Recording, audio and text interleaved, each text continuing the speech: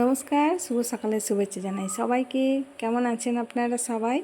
আশা করি ভালো আছেন। আমি সুপর্ণা, আমার এই ঘরে বাড়ি চ্যানেলে আরও একটা নতুন ব্লগে আপনাদের সবাইকে স্বাগত জানাই। আজকে বারটা হলো সোমবার, আর আজকে তো চৈত্র মাসের শেষ দিন, মানে সংক্রান্তি। কালকে ছিল নীলের পুজো। কালকেই এসেছি শ্বশুরবাড়ি। তো শ্বশুরবাড়ির পাশের গ্রামে এটা হলো বাবা কালিঞ্জরের মন্দির। তো এখানে প্রত্যেক বছর মেলা বসে, আর আজকের দিনে নিয়ম কলসি হয়। কিন্তু বিয়ের পর কোনো বাড়ি আমাদের এই নিয়ম কলসি দেখার কিন্তু সুযোগ হয়নি। তো যাই হোক, এত ভোরবেলা বলে উঠে আসার আর সেইভাবে সুযোগও হয়নি, আর উঠে আসতে ইচ্ছেও করেনি। জানি না কেন এই বছর কিন্তু বাবা টানিয়েছেন, সে কারণে আসার সুযোগ হয়েছে। আর তাছাড়াও মেলাটা এমন টাইমে হয় যে টাইমে কিন্তু স্কুল চলে, সে কারণে কিন্তু মেলা দেখতে আসার সুযোগ হয় না।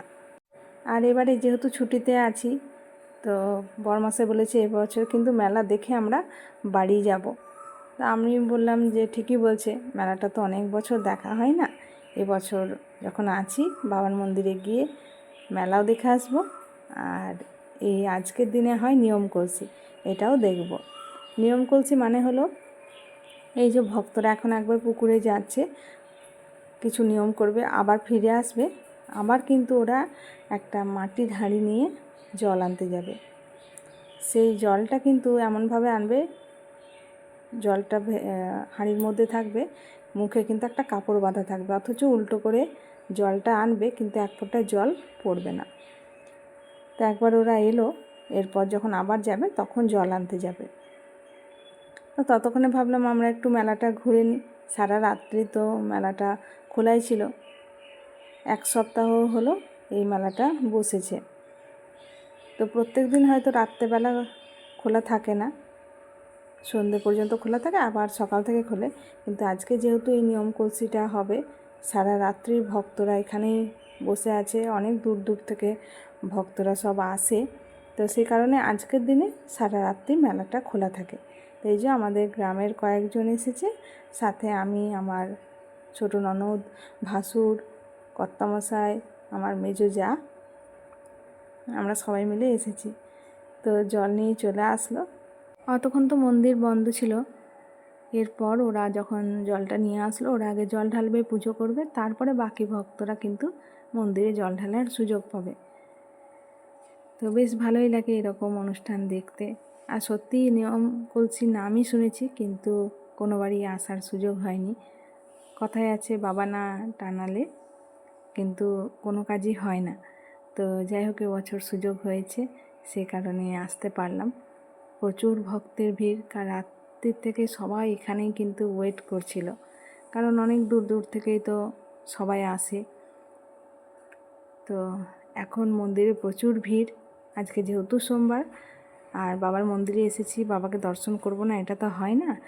তো সে কারণে ভাবলাম ভিড়টা একটু কমুক, ততক্ষণে মেলাটা আরও একটু ঘুরে নিই, তারপরে বাবাকে দর্শন করে বাড়ি ফিরব।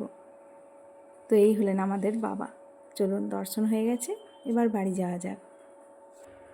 শ্বশুরবাড়ি এসেছিলাম কালকে সন্ধেবেলা, সন্ধে হয়ে গেছিলো, কারণ বিকেলবেলা বৃষ্টি হচ্ছিলো, ভেবেছিলাম বিকেলেই বেরোবো।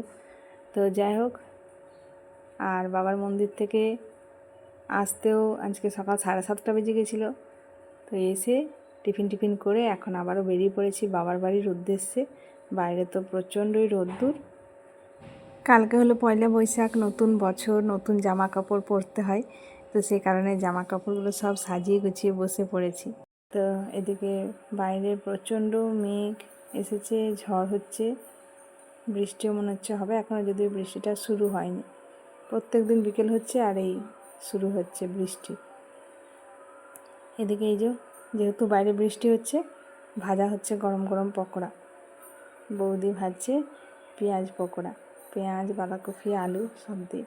বেশ ভালোই লাগে এই বৃষ্টি ওয়েদারে পকোড়া খেতে। বিকেলবেলা যখন থেকে ঝড় বৃষ্টি শুরু হয়েছে তখন কারেন্ট কেটেছে, এখনও কারেন্ট আসেনি। ঝড়টা অনেকক্ষণ আগে থেমে গেছে, কিন্তু বৃষ্টি এখনও পড়েই যাচ্ছে। আজকে বৃষ্টিটা বেশ ভালোই হচ্ছে, কালকে কিন্তু বৃষ্টিটা অত হয়নি, একটুক্ষণ হয়েছিল। তো কারেন্ট নেই, টিভি চলছে না, সবাই মিলে বসে বসে কী আর করবো, পকোড়া মুড়ি খাওয়া হলো। তো এখন বসেছে মেয়ে মেহেন্দি নিয়ে, বৌদির হাতে মেহেন্দি করে দিচ্ছে। তো বন্ধুরা চলুন আজকের মতো ব্লগটা এই পর্যন্তই রাখছি। আবার ফিরে আসবো নতুন একটা ব্লগ নিয়ে। আপনারা সবাই সুস্থ থাকবেন, সাবধানে থাকবেন, ভালো থাকবেন। আবার দেখা হবে পরের একটা ব্লগে। Bye, good night.